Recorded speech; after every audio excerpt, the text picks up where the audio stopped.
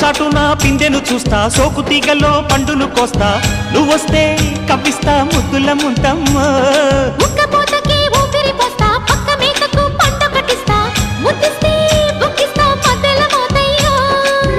ఓలమ్మో పుకారులు షికారుగా రావమ్మో, ఎదలు ఏడెక్కిస్తే ఎట్టాబులమ్మో.